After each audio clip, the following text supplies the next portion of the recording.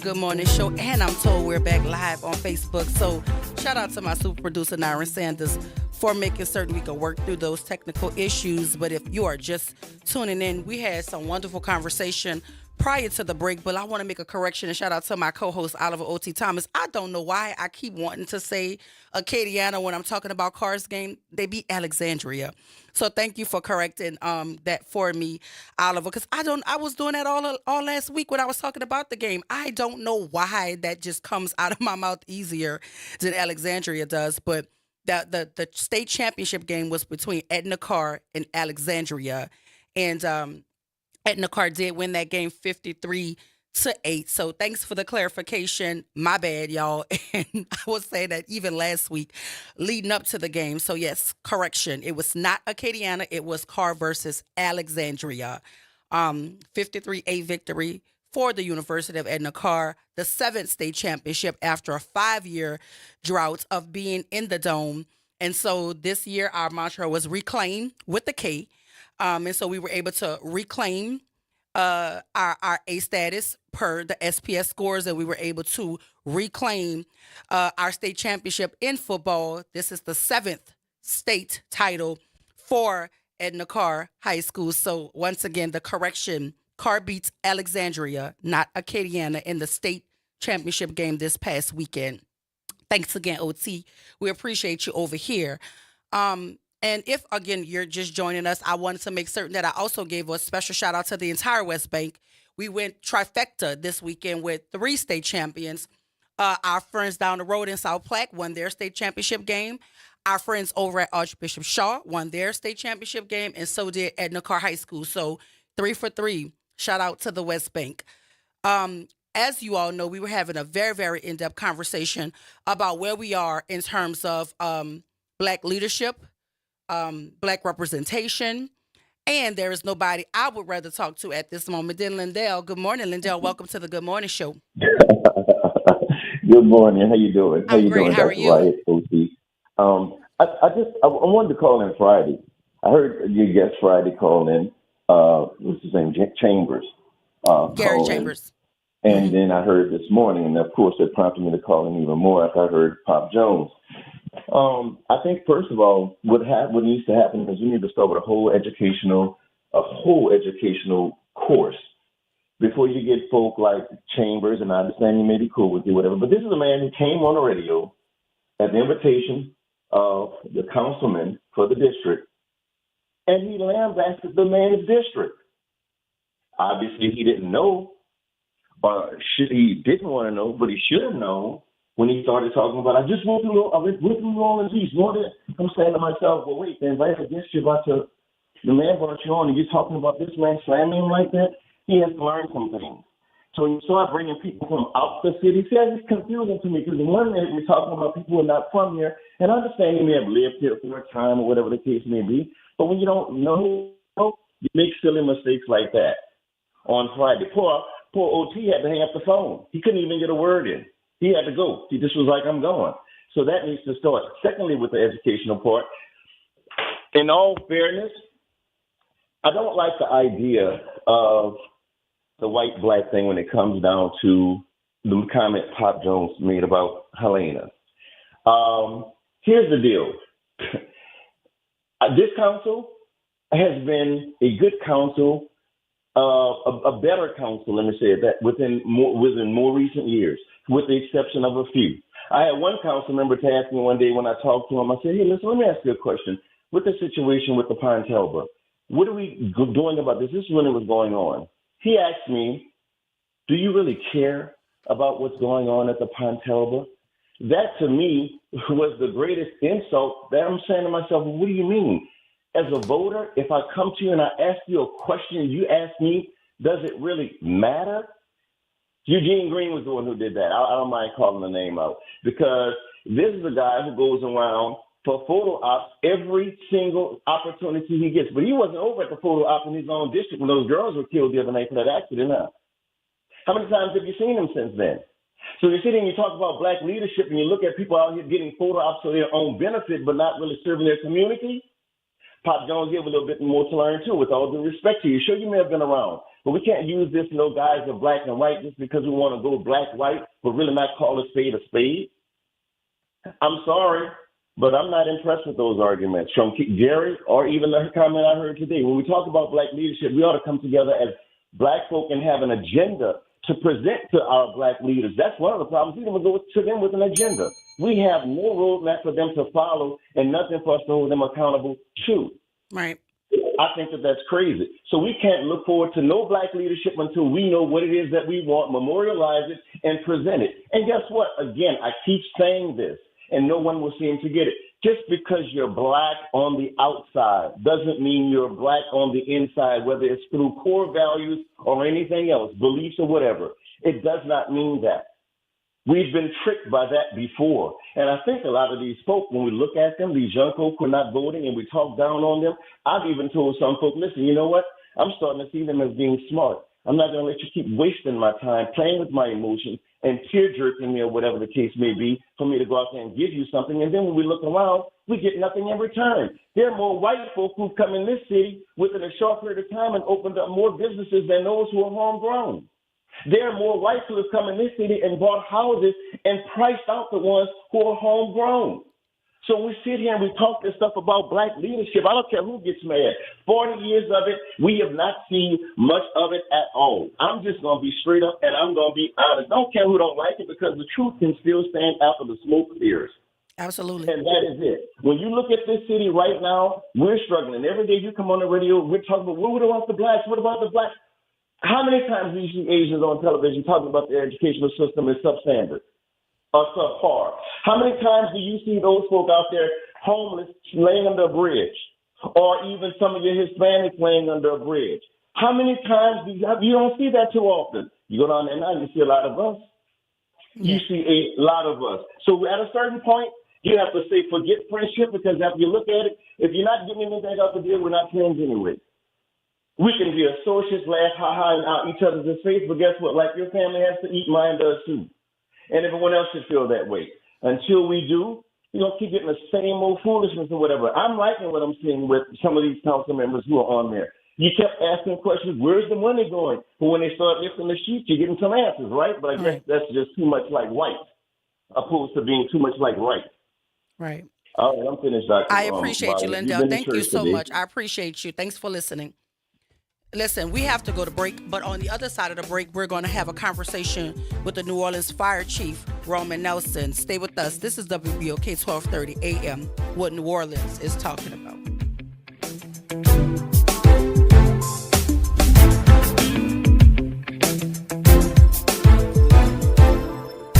WBOK 1230 AM, New Orleans.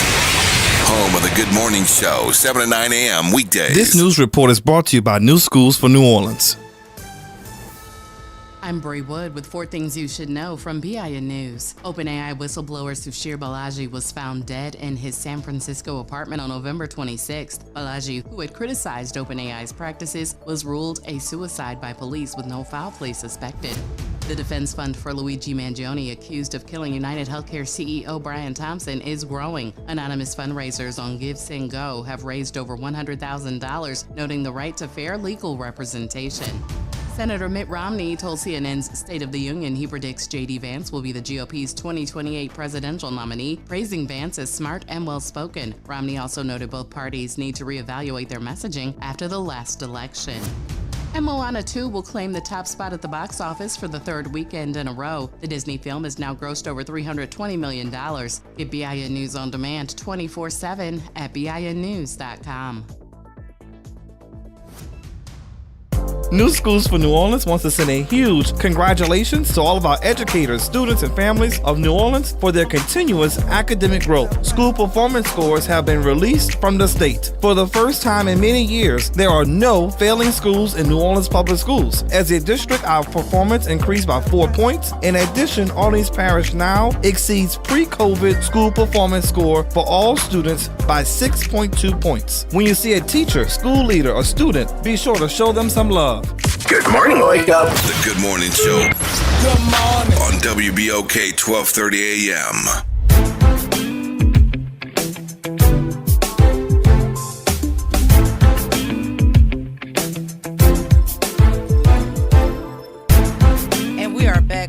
welcome back to the Good Morning Show. I am your host, Dr. Ashanta Wyatt. My super producer, Naira Sanders, is behind the glass holding us all together. And if you're just joining us, we've been having an in-depth conversation around this idea of Black leadership, Black representation in light of the mayoral races that have been happening all across the state, particularly in Shreveport, particularly in Baton Rouge. And now we're facing our own mayoral race coming up pretty soon here in the city of New Orleans. And so we've been having some real conversations, some real come to Jesus conversations about what we want in our next leader. What does Black representation actually look like, and what does Black representation actually get us? And if it is at all possible to have a Black agenda, no matter who sits in the mayoral seat, do we have the ability to put forth a Black agenda that works particularly for the majority of people who live here in the city of New Orleans? And so that is a conversation that we're going to continue to have right here on WBOK, especially leading up to the mayoral race, because I do believe education is important. Excuse me. And I think that a lot of folk are just misinformed, ill-informed, or just don't care to be informed. And so it is our duty here to make certain that we put conversations to the forefront that are important to us, especially in terms of outcomes about quality of living, about the ability to thrive here in the city. But right now, we're going to jump into conversation with our New Orleans Fire Chief, Chief Roman Nelson. Good morning. Welcome to the Good Morning Show. Good morning, Dr. Watt, and good morning to your audience. Thank you for having me. How you doing, Chief? Happy holidays. Happy holidays. Happy holidays. I'm doing good. It's been a busy, interesting week, but doing well. Good. That's good to hear. And so I know, like, with the holiday season approaching, we always want to talk about how to make certain that we keep folks safe. But I also wanted to make certain that, we check in with you, because we don't often look to our leaders and just say, how are you doing? How is your family doing? We just expect you to take care of us. But I hope you and your family are doing very well this holiday season. And so in that vein, as the holiday season approaches, fire safety becomes a critical concern. What are the most common fire hazards people should be aware of during the holidays? Well, yes, thank you for that. We really don't want to see anyone have their holidays ruined by a fire or some kind of other emergency that can be prevented. And so this time of year, it's Christmas time. We'll start with the top, with the Christmas tree. All right. We did a demonstration of a Christmas tree burning last week, just to show people how quickly Christmas trees can go up if they are exposed to some kind of flame or ignition source, and it is very quickly. So we just want to remind people with the Christmas trees, the big thing is keep it watered, right? Keep water in that tray if you have a real tree, just to keep that moisture in it, because this time of year, of course, we're going back and forth between the heat and the air conditioning, but both of those can dry out that Christmas tree. So just make sure you keep that water in the pan and try to keep the tree as hydrated as possible to try to minimize the risk of that tree catching on fire. So talking about the Christmas tree in terms of the lights and things of that nature, but candles and cooking fires are often cited as leading causes of holiday fires. What steps can New Orleans residents take to prevent these types of incidents? Absolutely. Around holiday times, we talked about this at Thanksgiving time. The holiday times are when we see the most kitchen fires, dealing with cooking. Thanksgiving and Christmas are the peak times. So what you really want to keep in mind is that what happens during the holidays is that people are normally doing a lot of cooking in situations where normally it's just you or another family member in the kitchen cooking, and now you have a ton of family members in the house, kids running around, people get distracted, things aren't where you left them, that kind of thing. So you just want to be cautious during the holiday time and keep in mind, keeping an eye on those pots, keeping those lids handy, and just making sure that the cooking area in the kitchen is maintained to try to minimize those accidents from happening with people coming by in the kitchen. When we talk about candles, basically don't use them, right? They have LED lights right now, LED lights that look like candles. They have electric aromatherapy, different kind of devices, air diffusers you can use to put a nice scent in your home. just get rid of the candles. They're just too much of a risk to have that open flame burning in your house for something to come in contact with it and start a fire. So just don't use candles, use LED lights, and really use caution when you're cooking in the kitchen. So, in your experience, what holiday-related activities or traditions tend to lead to the most frequent calls to the NOFD, and how can residents better prepare? So the big thing we see on the fire side with the holiday calls, like we talked about, is that cooking, and then around this holiday time when it gets cold, the carbon monoxide and the heating systems. So being careful with heating. From a carbon monoxide perspective, we've talked about that before. Making sure you have a working carbon monoxide detector in your home. Getting your heating system checked to make sure that it's functioning properly. But then also this time of year, being cautious if you have to use space heaters. We know it's a reality that some people have to use them, but space heaters are very dangerous. We see a lot of fires with space heaters around this time of the year, in early January and February, when we get that real cold snap, a couple of weeks of real cold weather, is when we see those fires with space heaters. Remember, plug them directly into the wall. Don't use extension cords, and try to keep anything that could catch fire at least 3 feet away from that space heater. So not putting them too close to the bed, where if you turn over in the middle of the night, the blanket or the covers can go over the space heater. Keeping them away from your chairs and sofas if you're sitting there with a blanket. Just remember keeping in mind to keep that space away from those heaters, just so nothing can come in contact with it and start a fire. And so most of our conversation thus far has been around the house, right? So I want to talk to you about, how does the NOFD collaborate with local organizations or city agencies to ensure that the vulnerable populations, such as the elderly or the unhoused, are protected during cold snaps? So the biggest people at risk of being injured in the fire are the very young and the very old. So we really target them heavily with our public education efforts. Our firefighters are out in the schools. We really focus on the pre-K through third grade age to make sure that they're aware of what to do if there's a fire, how to stop, drop, and roll. Make sure that they have an escape plan. And work with their parents so that if there is a fire, everyone in the house knows how to get out, where to go once they get out. And they're some of our best advocates for making sure that their parents test the smoke alarms to make sure that they're working in the homes. When you talk about our senior citizens, they're a little more difficult to reach.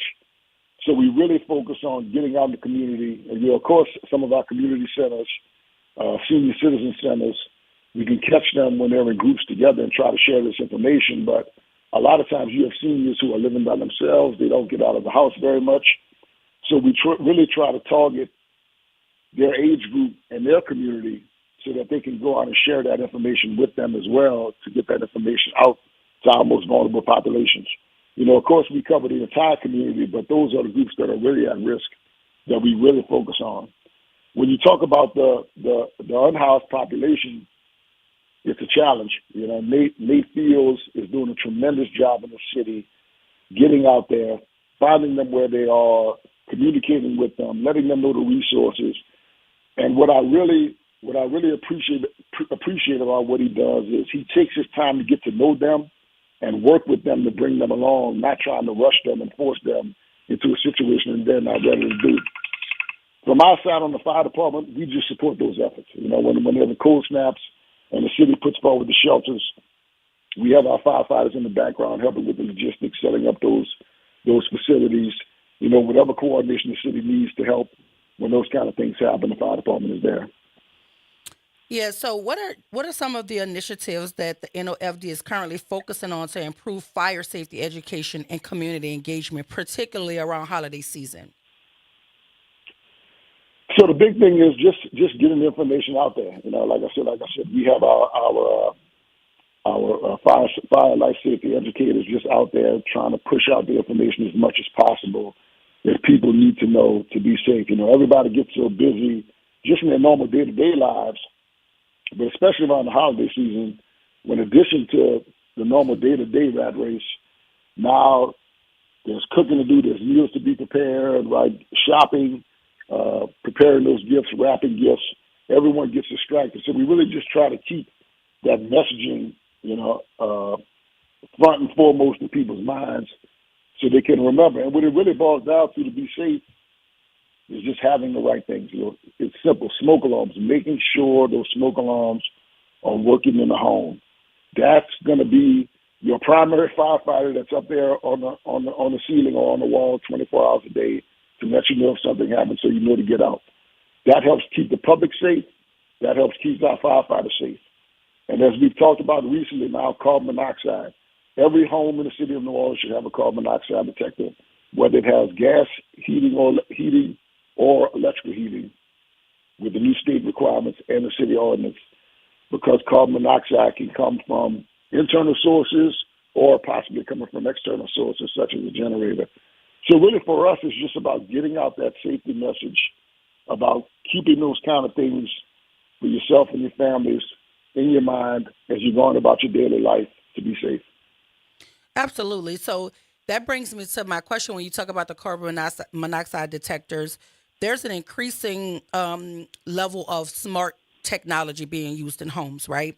Do you think there are emerging fire risks people should be aware of? And what's the NOFD doing to address these new challenges when we talk about this smart home technology? Well, the smart home technology, the automatic thermostats and things like that. Now you can have smoke alarms, smart smoke alarms that even if your home didn't have all the smoke alarms wired together, there are now, smart smoke alarms that can interconnect, that can alert, they can send you a message on your phone. If they go off, if the carbon monoxide alarm goes off, it can notify you just like these smart thermostats that you can monitor and adjust on your phone. So there's some great technology out there, But when you talk about technology, one of the things also that we're seeing that's a risk is these lithium-ion batteries. Right? So all of these new toys, the scooters, the e-bikes, different devices, not kids' toys, but the little scooters and hover rounds and things like that the kids use that have these lithium-ion batteries. You really have to be careful with them, especially the lower cost ones, the lower end ones that don't have the smart charging technology to where they shut off after charging. They'll just keep charging, and the batteries can sometimes get into overload mode and cause a fire. So you really have to read those instructions on those kind of devices, see what kind of device you have, and be really, really careful with where you charge them and also how long you charge them, and make sure that you're following the manufacturer's instructions. Absolutely. And so listen, I know we have to let you go pretty soon, but before you go, as the fire chief, what message would you like to share with the public about fire safety during the winter months, and particularly around the holiday season when there's an influx of folk at your home, when you're visiting? What advice would you have for the general public in terms of fire safety during the holidays and during the winter months? Well, like I said, the big thing is just being safe. One other thing I didn't touch on as we around the holidays, right, when we're putting Christmas trees and different things in places where we don't normally put them. Be careful with extension cords. Make sure you have a big, heavy-duty extension cord. Never ever cover up an extension cord with a rug or mat or anything like that to hide it, because that can cause problems and cause it to overheat as well. So just be careful with that, with those extension cords from the electrical side. And just to recap again, we don't want to see anybody's holiday ruined in this city by a fire or the emergency that could be prevented. So again, check those smoke alarms, make sure they're working. Make sure you have a carbon monoxide detector that's functioning properly. Be cautious in the kitchen. When you're out shopping, I spoke about this the other day at a press conference. A fire extinguisher, a smoke alarm, a carbon monoxide alarm make excellent Christmas gifts, right? They might not be what people think they want, but it's what they need. So if you have a family member that don't have those, consider that, and make sure that you have a fire extinguisher in your home, That way, if there's a kitchen fire or some other kind of small fire in the home, you have what you need to try to deal with it. But always call 911. Our firefighters are there. They're waiting. We're there to help. And this is an important thing, because I hear people tell me stories about things that happen in the home. And it's like, okay, did you call the fire department? Well, no, I didn't want to bother you. Call us. That's what we do. That's why we're here. That's what we love to do. Any kind of emergency, call us, let us come in and check it out and see what's going on to make sure everyone is safe. Well, thank you so much, Chief. We appreciate you here. But I had one last question. Does the fire department come out to assess people's smoke detectors and things of that nature to make certain that they're in operable order in case of an emergency? Yes, we do. It's part of our smoke alarm program. If you're not sure, how old your smoke alarms are, if they're working properly, if you don't know how to test them or to check them, call us. We'll come out. We'll check to see what you have. Make sure it's working properly. If it's not working properly, we can put up some of our 10-year lithium battery-powered smoke alarms to make sure you have that protection. And we also can do a little home assessment just to look around if you want us to do that, to see if you have any issues, safety issues that we can help you with to clear up, just to make sure that everyone is safe. Thank you so much, Chief. As always, it's so good to be in conversation with you, and thank you for spending part of your morning with us, telling us how to stay safe during the holiday season. So happy holiday to you and yours as well. Thank you so much for joining us this morning on WBOK. Absolutely. Thank you for the time. Thank you for the talk, and you and everyone else, please have a happy and safe holiday season. Absolutely. Have a great one.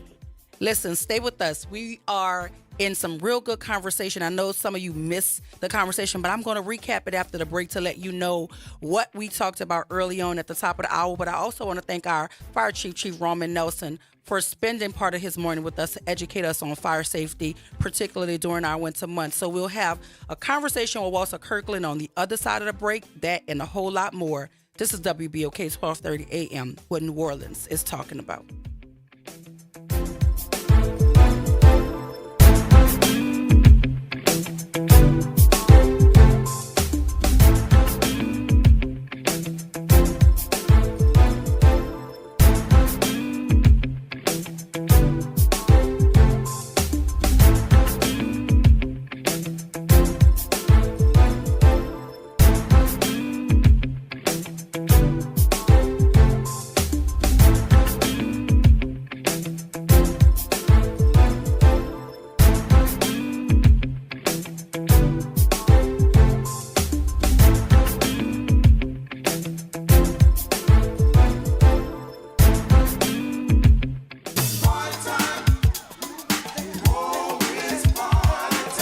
That's right.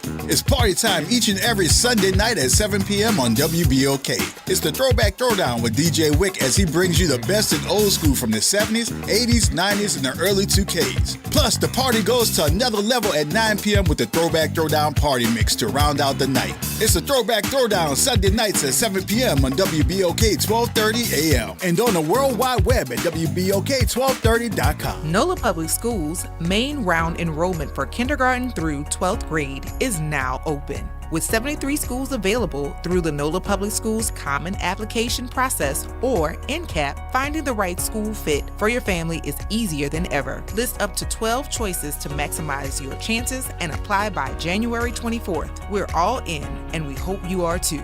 Apply today at enrollnolaps.com. That's enrollnolaps.com. WBOK and LCMC Health are proud to present the Keeping You Well Cafe, 60 minutes of LCMC Health, where doctors speak directly to the people of New Orleans. LCMC Health is committed to improving the quality of health care in the New Orleans area, the Gulf South, and beyond. The Keeping You Well Cafe is another way for LCMC Health to engage with the community. Over the next few months, LCMC Health will join WBOK and local businesses to answer your health and wellness questions. Through this partnership, LCMC Health will provide resources to the community, including subject matter experts from the hospitals that will share expertise on health concerns and wellness practices to help you live your best life. Tune in to WBOK during the last hour of the reality check, or catch us at lcmchealth.org and follow us on social media.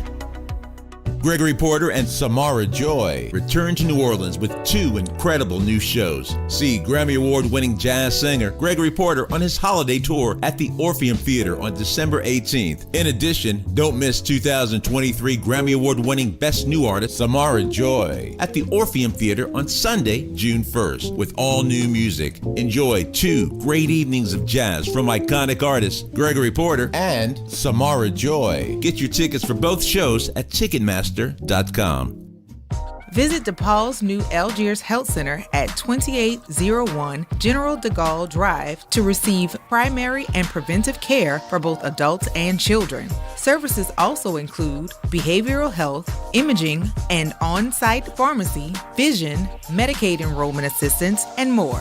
For appointments, visit DePaulCommunityHealthCenters.org or call 504-207-3060. Hello, WBOK listening audience. This is Pastor Robert Tanner of the Community Church of River Ridge, Louisiana, inviting you to tune in to our Sunday morning broadcast at 10 a.m. every Sunday morning right here on WBOK 1230 AM. That's Community Church with Pastor Robert Tanner every Sunday at 10 a.m. right here on WBOK 1230. It's Off the Top with Norman Robinson on WBOK 1230 AM. Borrowing a line from Blazing Saddles, one of the funniest movies I have ever seen, what in the wide world of sports is going on with the Orleans Parish school system? News comes that the Dolores Taylor Arthur Charter School for Boys is closing its doors this month in the middle of the school year. That means 19 seniors have to find a new school or they won't graduate. Now, the school is suffering and shutting down due to financial constraints, we're told. The school cannot pay faculty and staff. The students feel betrayed. The parents are angry and bewildered. One parent told me that some students are talking about dropping out. How did this fiasco happen? One education expert told me it all boiled down to the population demographics. There aren't enough students for the school to function financially. The numbers at Dolores Taylor Arthur Charter School are a glaring example of that. Get this, there are only 98 students enrolled at the whole school. Low enrollment numbers have become increasingly challenging for other schools in Orleans Parish. There has been a 20% decline in the number of students since 2014. Furthermore, the overall population in Orleans Parish, according to census data, the population now is 25% lower than it was pre-Katrina. Add to that a 20% decline in the birth rate and out-migration. Taking those statistics into account, opening additional charter schools stand a high risk of failure.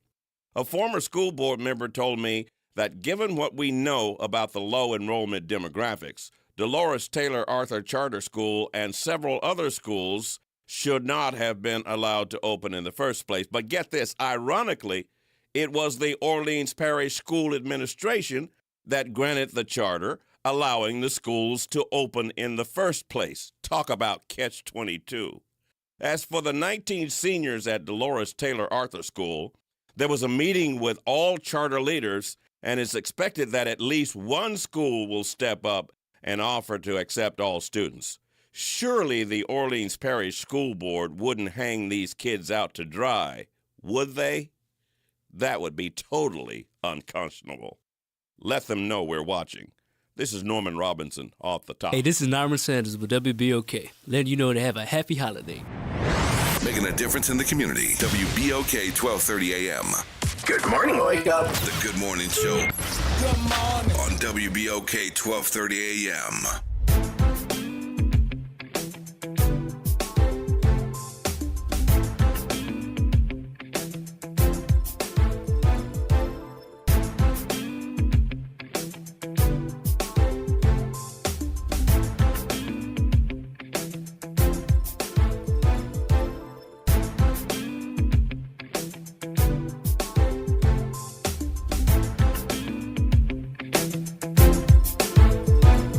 We are back. Welcome back to the Good Morning Show. I am your host, Dr. Ashanta Wyatt.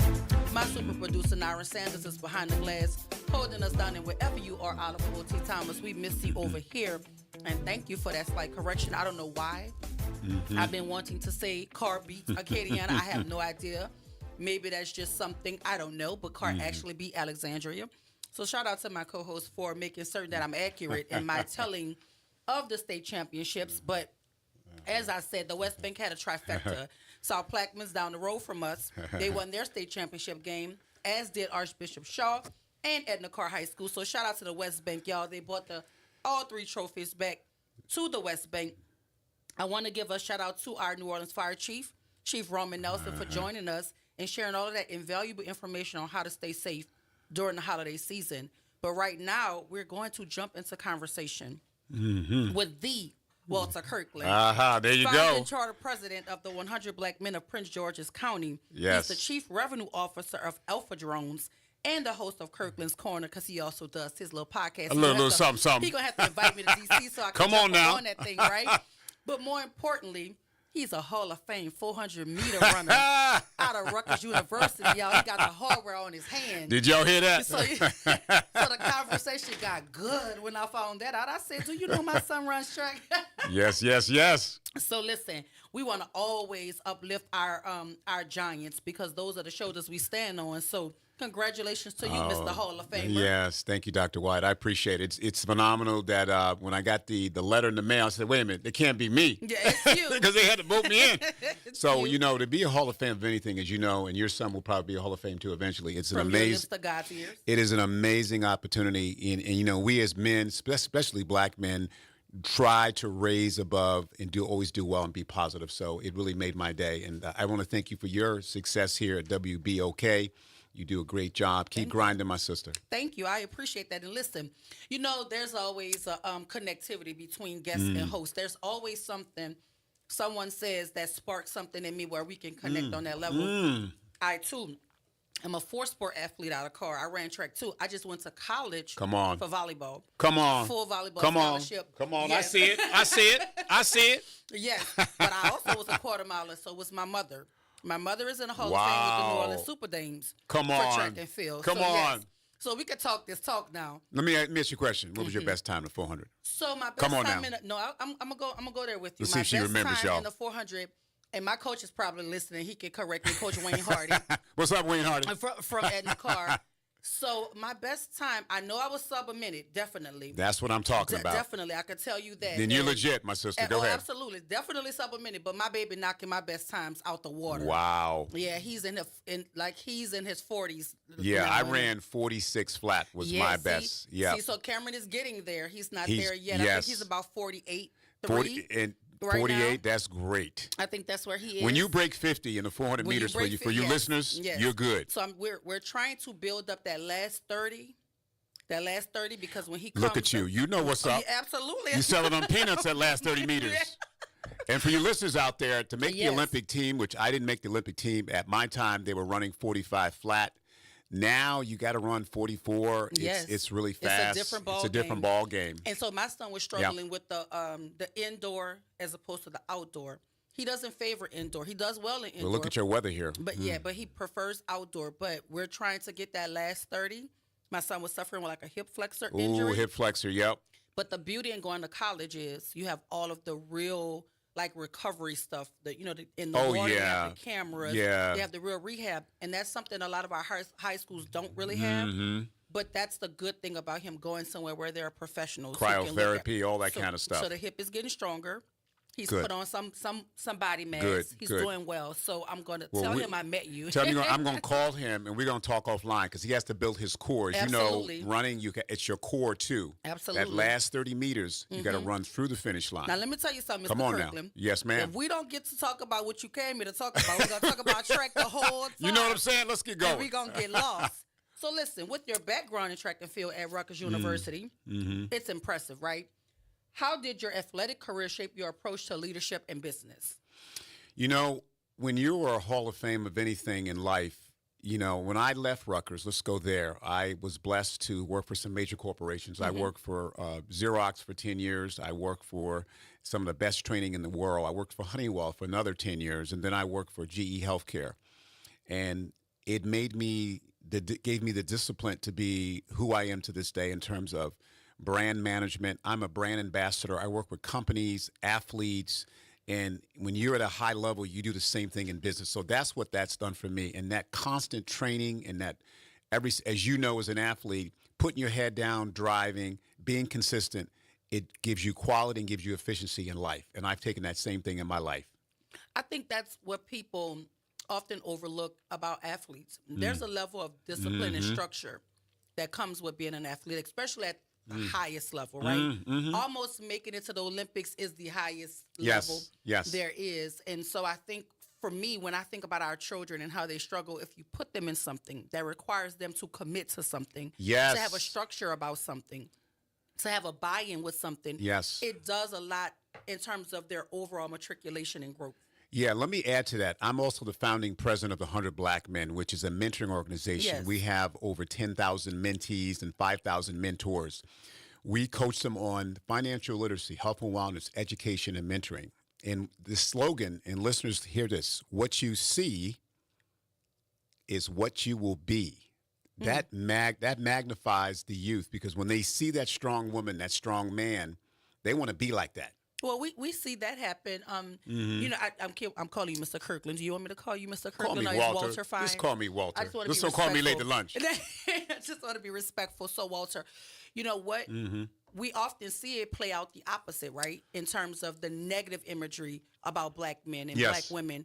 It's in the music, right? It's in this idea of what they see in. I went to the state championship games, and there were grown men walking around with their pants beneath. I'm talking about beneath their and butt. using the B word. And I just was like, dude, like you grown, like pull your pants up. Pull You know your what I mean? pants. Like I understand when you're young and you're misguided and you may not understand it all. But at some point when you get to a certain age in your life, it is up to us to be exemplars for what we want these children to mimic. And he was literally walking, and you should have seen the way he was walking to hold them up, because he was walking real wide because they were falling. And a grown man. And I'm like, dude, if you just pick them up, you could comfortably walk, in my mind. And right? again, what they see is what they be. When they see that, they want to be like you. Absolutely. And you know this. You know, kids watch and listen. Yes. You have children, and you'll be surprised when I they're have watching. a child, Walter. Okay, you know what I mean. Well, I got two. Singular. I got two boys. But you know, when you think they're not listening and watching, they become who you are. Yes. So that saying that we have with the 100 is so true and important, that as men and as women, we have to kind of walk the talk. So how can mothers, fathers sign their children up, or what is the go to 100princegeorges.org. I live in the Maryland area, but if you also, I'm gonna go old school on you. Have them call me, listeners, if you have a pen. 240-535-3346. That's 240-535-3346. I live in the D.C. area, but I will call you back and put you in contact with the local 100 Black Men chapter here in New Orleans, and really allow some good sources for your children, boys and girls. I just think that's all our kids need. Like, I think when children know that people care, when the kids know you can see them, and I mean see them. Yes. I'm not just talking about looking. When you see them and you honor where they come from and where they're trying to go without bogging down on the deficit areas in them. Yes. Those children will soar for Dr. you. Wyatt, that resonates with me big time, because guess what they say to me? They say, yo, if you're not authentic, get out of my face, double OG. Listen. You got to be authentic with them. The kids in New Orleans will look through you. That's how easy they can spot Yes, the real they can from smell the it. inauthentic. They can smell it. They know it, and that's why I try to tell these folk: you pretending for children, but they know. Yep. They feel it. Right. I was at the game, and there were two young ladies sitting behind me. They were babies. One could have been maybe 6 or 7. Her sister maybe was 4. Right, 5, right. and they couldn't see. And so I just literally, the dad was like, they couldn't see. So I just took them and put them in front of me so that they can see. And before you know it, those little girls were asking me, can you take me to the restroom? I don't even know them. They don't even know me, but they were with their father. So it was easier for me as a woman to take them to the restroom. And for the men out here, clearly, men, listen to me, men. You need to man up, because as the man, you should be a strong model, role model. And I think what's happened is we as men, not just in New Orleans, in D.C., in New York, we dropping the ball. Men, wake up. Pick it up. Lead from the front and start being the strong men, Black men that you are. So listen, I know you're preparing for a dome light show at the upcoming Super Bowl. Yeah, it's crazy. We're so excited. Exciting, So right? exciting. How does this project tie into your larger mission for youth workforce development? Let me tell you what's going on. And I want to thank the mayor for allowing us to do this. We're doing a light show at the Super Bowl, which is the biggest event in the world. And congratulations to the city. We're training the youth. We have a workforce development program. You can go to alphadronesusa.com for more information. We're training the youth of New Orleans. We got about 10 in our cohort. They're going to be driving these drones for the Super Bowl from February the 3rd to February the 8th in Duncan Park. Wow. And you can see these beautiful light shows with the kids and the youth of the city will be driving these drones. It goes hand in hand with STEM, STEAM, and technology. Young people love technology. And beyond this, Dr. Wyatt, they can get jobs as a drone operator because they're trained as like a pilot. And That's amazing. You talk about the fun part about technology, and we have 9 different fleets. We have the lighting. We also have aggregation. We also have agriculture. We have cleaning buildings. We have underwater drones. We have racing drones. There's so many different applications that the youth can learn. So anybody listening out there, you need to contact us and get in contact with us. But we're going to be training these youth for the next several days. And this drone light show kicks off February 3rd to February the 8th. Listen, that sounds so exciting. It's a 10. They're in a cohort. Are they high school students here? Ages 16 to 24. 16 to 24. That is amazing. So what does it take to organize a drone light show of this scale? And how are you involving local youth in the process? Well, we know that part. Yeah, again. But what does it take? Yeah, they're going to be trained they're going to be trained online. And again, go to www.alphadronesusa.com. That's www.alphadronesusa.com for more information. But we're going to be training them online. We're going to be training them here. And you actually go through certification. Oh, wow. So you have a certificate at the same time. So for you parents listening to your children from 16 to 24, it's a great way to get into this great, sexy, fun technology. Young people love technology. And it's like a crime preventer because a lot of kids, you know why they get in trouble? Because they're bored. Yeah. And imagine flying a drone. And some of these drones are the size of a pickup truck. It can pick up to 200 pounds. Oh, wow. Oh, it's totally different. We're going to be creating a drone airline. That's coming pretty soon. You got to bring me back to talk about that. And that drone airline. Well, you got to come back. You can come back now. All right. We'll be delivering for like FedEx and UPS with drones. So and it's a black-owned company. To the point I was thinking when you were saying about law enforcement as well, I'm hearing that a lot of police departments are employing drone technology for surveillance. And I thought, what a way to look, at stuff from an aerial view. I'm glad you mentioned it. What's happening from a surveillance perspective, Right. you can see the bad guys above. They can't see you when they're robbing, stealing. You have footage, you have video, you have sound. It's really a great technology that New York City's using it with our company, and hopefully we're doing the same here. Also, you can do rat control. It has so many applications where a human being can't go, the drone can go. Because that's what I was thinking about with the drone when we have a police department here in Jefferson Parish.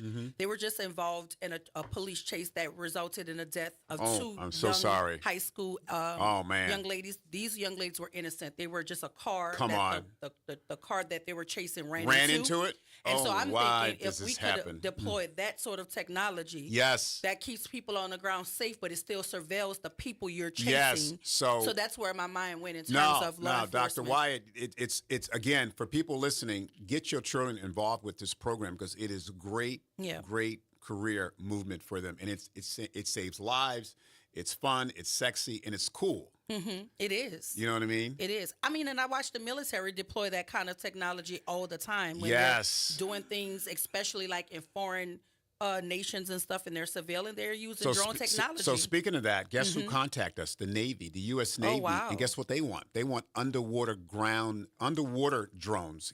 Guess what? To detect China and threats. And what it does is, for listeners, it can detect sonar detections of like a signal coming for like a threat. Imagine having that kind of cool technology underwater. Because the only technology I know so far that does that is like the submarines, Yes. right? And so if you could do the drone, Yes. that is. Yes. So that's a whole different space for listeners that no one's doing. And this is a black-owned company. This brother is 40 years old, 39 as a matter of fact, out of New Jersey, who owns this company. So again, I want you to go to the website. Alpha Drones. Alpha Drones, Alpha Drones with an S, USA.com to get more information. And then I want you to reach out to me directly at 240-535-3346. And come on out to the Duncan Park February 3rd to February 8th, and you can see some great light shows. So, look, given your extensive background in public relations and marketing, how are you leveraging the Super Bowl drone light show to raise awareness for drone technology and workforce development? Yeah, we're going to be we've already got potential commitments from FedEx and Entergy that they want to be a part of it. We're going to look for 41 specific companies. There's slots out there. Any sponsors listening to that, we have these drone light shows. Let me tell you what it looks like. It's about a 10 to 12-minute light show with your company cascading over the Superdome with your company. It's a great way to advertise in a different way. As you know, Dr. White, the advertisement for the Super Bowl is in the millions. Astronomical. So why not have something different that's unique with this drone technology, with this fantastic light show? Along with that, we're going to have something that no one's doing in the United States. It's a new drone that hangs down a banner that's animated, that actually it's like a big, huge, like 20 by 30, like flat panel in the air that you can have your company and we can control it. The students can control it from the ground. No one has that in the States. They're doing that in China. That'll be a part of this package. So there's 41 slots. And if you want more information, you can contact me directly. That you can actually have your company showcase with live entertainment, the band, the mayor, in the city of New Orleans that Super Bowl weekend. Wow. Well, give that contact information one more time before we have to let you go, because I think this is an amazing opportunity. And it people really are listening. is. It is. Walter Kirkland, again, old school. Call me at 240-535-3346, 240-535-3346. I live in the DMV. You can also go to Alpha Drones with an S, USA.com for more information. But please reach out to me. And I hope we hear from some of the parents, some of the youth. We're doing a cohort right now. We're still looking for students as we speak. So if somebody listening now wants to join this program. 16 to 24. Yes, right now, reach out to me. We'll get you trained, and you can be making money and be a part of history. Well, listen, I might have to have my son call because he's 19 years old, so he fits very perfectly there. And we also will be doing something for the MLK celebration. We'll be doing a light show with the mayor with that, too. Amazing. So, listen, if you're just tuning in, we're talking to Walter Kirkland, Hall of Famer Walter Kirkland out of Rutgers University, founding charter president of the 100 Black Men of Prince George's County, and he's the chief revenue officer for Alpha Drones and the host of his own podcast, Kirkland's Corner. If you were listening in and you want your child to take part in this initiative, please reach out to Walter Kirkland. You can visit alphadronesusa.com for more information. So listen, we have to go to break to pay some bills, but on the other side of the break, I'm going to recap this show and bring us on home. Thank you, Walter, for joining us. This is WBOK 1230 AM, what New Orleans is talking about. Keep grinding.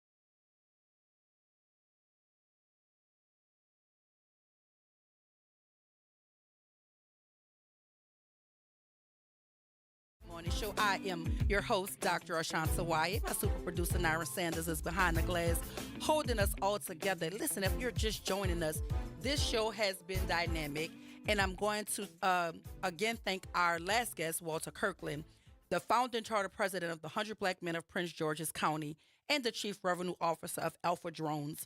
And if you want your child to participate in that program, as long as they're 16, between the ages of 16 to 24, you can sign them up at alphadronesusa.com. So shout out to Mr. Walter, Hall of Famer Walter Kirkland from Rutgers University. We have Don on the line. Good morning. Welcome to the Good Morning Show. Hey, thanks.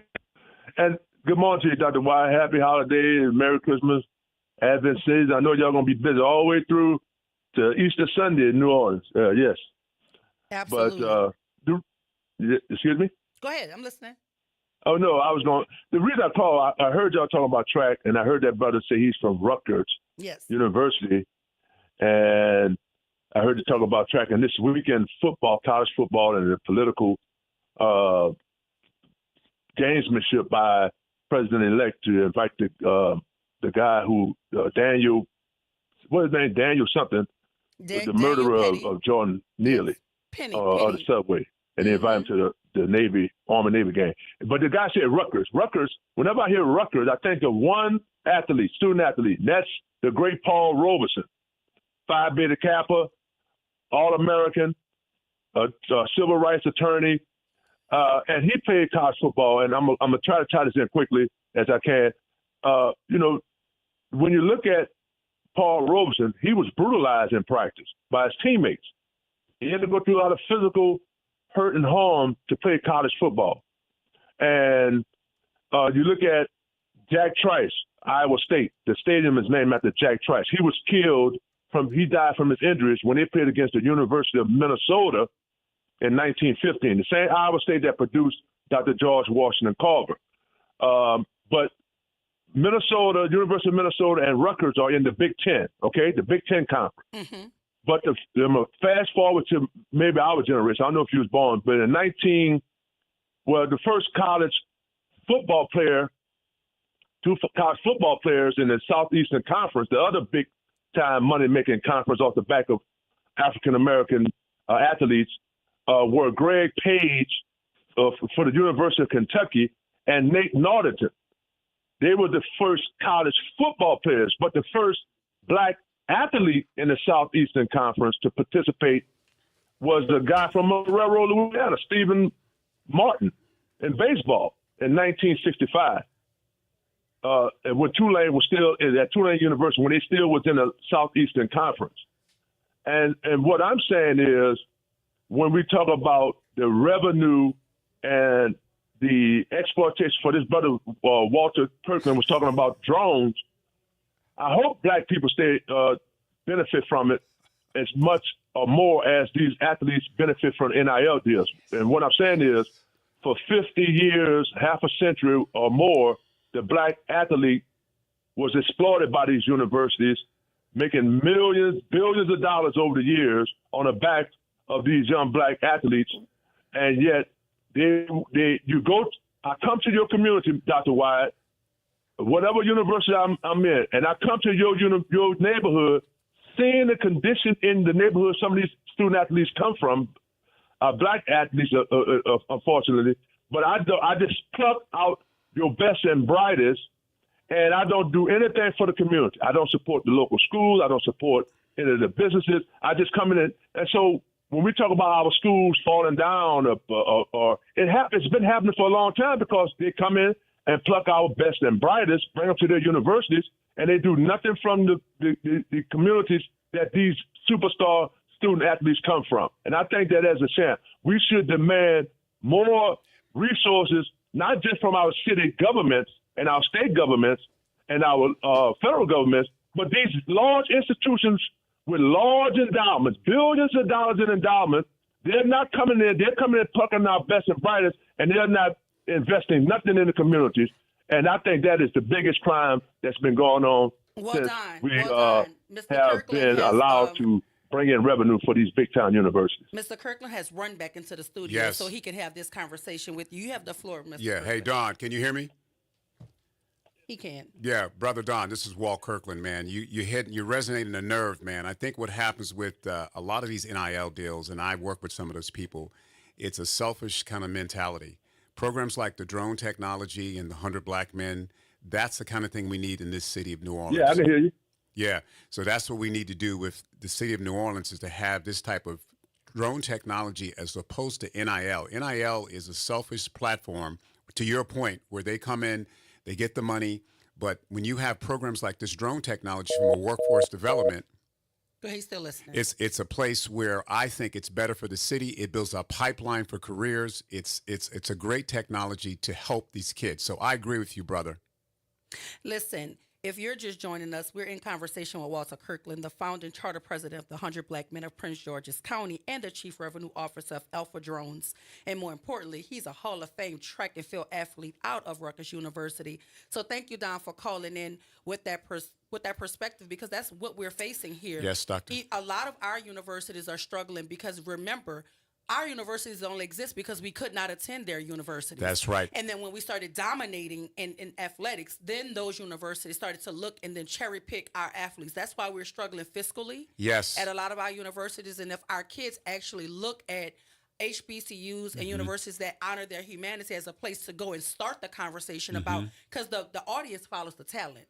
Yes. Right? LSU is what LSU is. It's because the talent is there. The audience and the money is following the talent. So that is a conversation that you need to come back and maybe we can have, because this is not enough time to dig into that. I agree. But that's a conversation we need to help our pipeline and mentor our youth, not just from a money grab. Absolutely. But from a leadership perspective and a workforce succession perspective. And building good men, not just good athletes. Yes. Building good men. Yes. And so listen, this is a conversation that you promised to come back and have with I will. us.